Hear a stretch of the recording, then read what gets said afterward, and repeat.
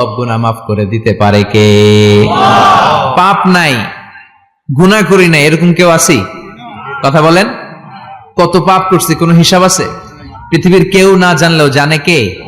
পৃথিবী না জানুক আমি তো জানি, আমি কি পাপ করেছি হায়। আমার পাপের করলে বিচার, বাঁচার আমার নাই উপায়। দয়াময় প্রভু মাফ করো আমায়, মাফ করো আমায়। পড়েন আমিন। আমাদের পাপগুলো ক্ষমা করে কে? চিল্লায় বলেন কে? আল্লাহ ডেকে বলে, গোলাম আমি হলাম গাফিরুয যামব কাবিলুত তাওব। আমার কাজ হলো ক্ষমা করা, আমার কাজ হলো তওবা কবুল করা।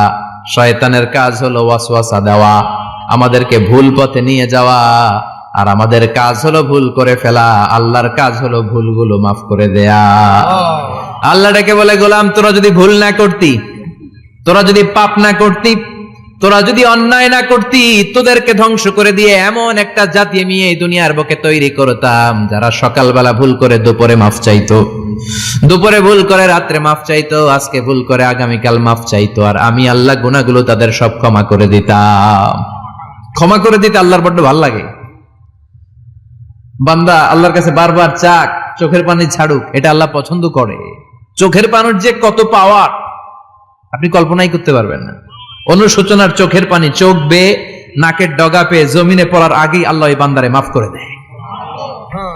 বিশ্বনবী ডেকে বলে,